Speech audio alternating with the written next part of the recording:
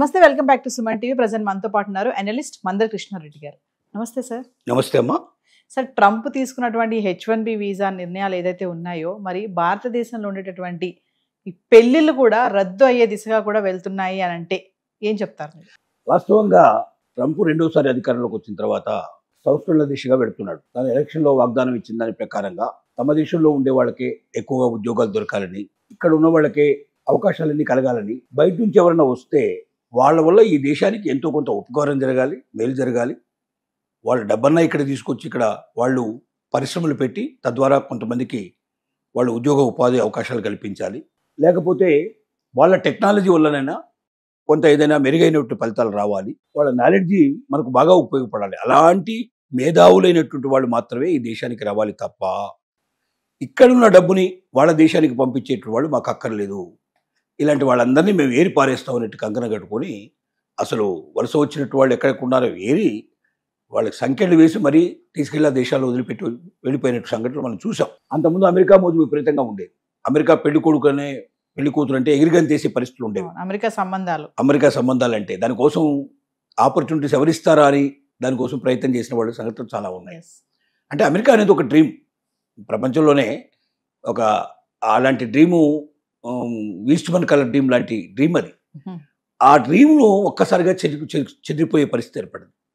ఎందుకంటే ట్రంప్ వచ్చిన తర్వాత ఏం చెప్పాడు, వీసాలని వీలైనంతవరకు అన్ని స్ట్రిక్ట్ చేసేసాడు, వీసాలని రద్దు చేసే ప్రయత్నం తీసుకొచ్చాడు. నిన్న మనం చూసినటువంటి పరిస్థితి లోపల H1B వీసాలకి $1,00,000 కట్టమన్నాడు. ముందేనేమో ప్రతి సంవత్సరం $1,00,000 కట్టమన్నాడు. తర్వాత ఏదో ఒత్తిళ్ల వల్ల ఇప్పుడు $1,00,000 సంవత్సరానికి కాదు జీవితకాలం అనేటువంటి పరిస్థితి తీసుకొచ్చాడు. ఇది స్థిరంగా ఉంటుందని కూడా లేదు. మళ్ళీ రేపు పొద్దున్నే రాత్రి కలేదన వస్తే రేపు పొద్దున్నే ఎల్లుండి దయచేసి మళ్ళీ అదే పాట పాడినా పాడుతున్నావు, $1,00,000 కాదు $5,00,000 కట్టాలన్నా ఆశ్చర్యపడాల్సిన అవసరం లేదు. ఎందుకంటే ఒక స్థిరమైన అభిప్రాయం ఉండే వ్యక్తి కాదు, ఏదైనా ఒక కాన్స్టెంట్గా ఒక దాని మీద నిలబడే వ్యక్తి కాదు. అతను ఒక రకమైన ఒక భావనలో ఉండే వ్యక్తి, ఒక ఆలోచనలో ఉండే వ్యక్తి. అలాంటి వాళ్ళు రేర్గా ఉంటారు, చాలా తక్కువ మంది ఉంటారు. అంటే తను అనుకున్నది సాధించాలి, తన మంకుపట్టు, తను ఏది మనసులో అనుకుంటే అది నెరవేరాలి అనేటువంటి భావనలో ఉన్న వ్యక్తి. దానికి ముందు ఆలోచించాల్సి చాలా ఉంది. ఒక పెద్ద రాజ్యం, ఆ రాజ్యం తన చేతిలో ఉంది. దాని ప్రపంచంలోనే నెంబర్ 1 ప్లేస్లో ఉన్న రాజ్యం. దాన్ని తను పరిపాలిస్తున్నప్పుడు తను తీసుకునే ప్రతి నిర్ణయం ప్రపంచ ప్రజలందరూ హర్షించేట్టుగా ఉండాలి. తర్వాత తన దేశ ప్రజలు కూడా అర్థించేట్టు ఉండాలి, ఈ దేశానికి మేలు జరిగేటట్టు ఉండాలి. ఇప్పుడు అసలు తీసుకున్న నిర్ణయాల్లో చాలా నిర్ణయాలు ఒక రకంగా అతనికి మంచిగా అనిపించినా కూడా ఇంకొక రకంగా దేశాన్ని చెరుపు తీసుకొస్తున్నాయి. ఆ దేశం ఉంటే ఇతరులకి చాలా ఇబ్బంది పరిగే పరిస్థితుల్లో అసలు అమెరికానా అమ్మ వద్దురా బాబు మనకు అనే పరిస్థితి ఏర్పడుతుంది సిచ్యువేషన్. ఈ సిచ్యువేషన్లో ఎవరైనా అమెరికా సంబంధం అంటే 100 సార్లు ఆలోచించాల్సిన పరిస్థితి ఏర్పడింది. ఎందుకంటే చదువుకుంటున్నాడు అనుకున్నాడు. చాలామంది ఏంటంటే అక్కడ చదువుకోవడానికి పోయిన వాళ్ళు కూడా చాలామంది మ్యారేజ్ ఇక్కడ చదువుకోవడానికి పోయాడు కదా, ఏదో ఒక ఉద్యోగం చేస్తాడే కదా తప్పనిసరిగా అని చెప్పి ఇప్పటి నుంచే ఆ సంబంధాన్ని ఖాయం చేసుకునే ప్రయత్నాలు కొంతమంది చేసేవాళ్ళు. రెండోది, అక్కడ ఉద్యోగం వచ్చిందంటే ఇక ఉద్యోగం ఉంది కదా, ఆ ఉద్యోగం కూడా అయిపోతే ఇంకొక ఉద్యోగం చూసుకుంటాడు. అమెరికాలో ఒకసారి ఎంటర్ అయిన తర్వాత బయటికి రావాల్సిన అవసరం లేదు, ఇక అక్కడే ఉంటాడు. అంటే కోట్ల మీదనే సంపాదన చేస్తాడు, మా అమ్మాయిని కూడా అంత గొప్పగా సుఖపెడతాడు అనేటువంటి భావంతో చాలామంది ఉంటారు. అలాంటి పరిస్థితుల్లో ఉన్న సందర్భంలో అమెరికాలో ట్రంప్ ప్రవేశించినప్పటి నుంచి తల్లిదండ్రులు ఇంకొక ఆలోచనలో పడ్డారు. మన అమ్మాయిని కానీ అబ్బాయిని కానీ అక్కడికి మనం పంపిద్దామా అక్కర్లేదా, అక్కడ మ్యారేజ్ చేద్దామా లేదా, అక్కడ వాళ్ళతో మనం సంబంధం కలుపుకుందామా లేదా, దాని ఎంతకాలం ఉద్యోగం ఉంటుంది, ఎంతకాలం ఆ వీసా ఉంటుంది, చదువు పూర్తి చేయగలడా లేదా, ఉద్యోగం వస్తుందా లేదా, వచ్చినా ఉద్యోగం ఉంటుందా లేదా, ఇలా 100 ప్రశ్నలు వేసే పరిస్థితులు ఉంటాయి. దానికి తోడు రోజుకు ఒక రకమైన కొత్త వార్త, వారం కొత్త వార్తలు వినడం వల్ల కూడా భయం వేసే పరిస్థితి ఏర్పడింది. ఈ భయానక పరిస్థితిలో ఇప్పుడు ఏంటంటే మ్యారేజ్ బ్యూరోల్లో కూడా ఎవరైతే ఈ అమెరికా సంబంధాలు చూసేటి వెంకు ఇంతకుముందు ఎంత డిమాండ్ ఉండేదంటే అసలు వీళ్ళు 100 సార్లు రిక్వెస్ట్ చేస్తే కానీ వీళ్ళకి అవకాశం కల్పించేవాళ్ళు ఒక సంబంధం గురించి చెప్పడానికి. ఇప్పుడు వాళ్ళే వెంటబడి వీళ్ళు ప్రయత్నం చేస్తున్నా కూడా వీళ్ళు వినడానికి సిద్ధంగా లేనటువంటి స్థితికి వచ్చేసింది. అమెరికా సంబంధాలు ఇక మాకొద్దు, ఎందుకంటే జీవితం ఎప్పుడు కూడా ఆర్థిక సంబంధాలతో ఎక్కువ ముడిపడి ఉన్న పరిస్థితులు. అమెరికాలో ఎవడో ఉన్నట్టు వాడు గుణవంతుడా కాదా, వాడు ఎలాంటి వాడు ఎవడు చూడు. ఎందుకంటే అమెరికా లాంటి దేశంలో తాగడం అనేది చాలా చిన్న విషయం, సిగరెట్ తాగడం కానీ లేకపోతే మందు తాగడం కానీ ఇలాంటి చాలా విషయాలు. ఇది కాకుండా గర్ల్ ఫ్రెండ్స్ ఉంటాం కానీ లేకపోతే కాస్త జాయిలీగా ఉంటాం, సోషల్గా ఉంటాం, ఇలాంటివన్నీ చాలా చిన్న విషయాలు. అసలు అక్కడ ఎవరు దాన్ని సీరియస్గా తీసుకోరు, ఎవరికైనా చెప్పినా కూడా నవ్వేస్తారు. కానీ అక్కడ ఉండే వాళ్ళందరికీ దాదాపుగా అలాంటి లైఫ్ అనిపిస్తారు కాబట్టి వాళ్ళకి పెద్ద ప్రాబ్లం ఉండదు. అలాంటి పరిస్థితుల్లో వాటిని కూడా అధిగమించి అల్లుడు ఎలాగా ఉన్నా పర్లేదు ఉన్నాడు కదా, అమెరికా అల్లుడు అయితే చాలు అనే భావనలో కూడా చాలామంది కాంప్రమైజ్ అయిన వాళ్ళు ఉన్నారు. అందరి అల్లుళ్ళు అలా చేస్తారు కానీ మా అల్లుడు అలా ఎందుకు చేస్తాడు అని చెప్పి భావించే వాళ్ళు కూడా కొంతమంది ఉన్నారు.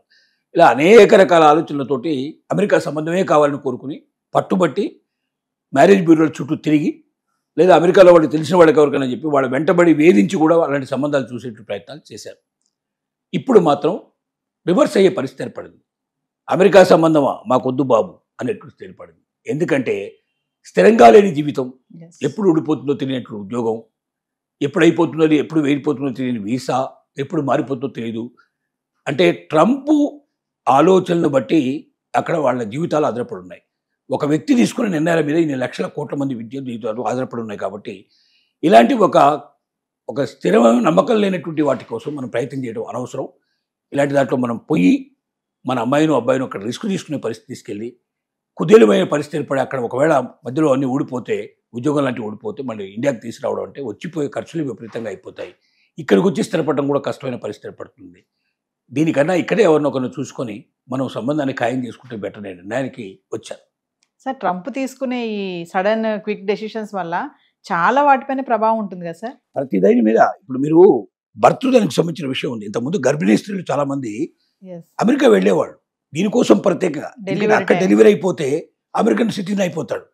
అంటే ఏ కష్టం లేకుండా, ఎదురు చూడాల్సిన అవసరం లేకుండా ఆల్రెడీ సిటిజన్షిప్ వచ్చేస్తుంది. బై బర్త్ సిటిజన్షిప్ వచ్చేస్తుంది.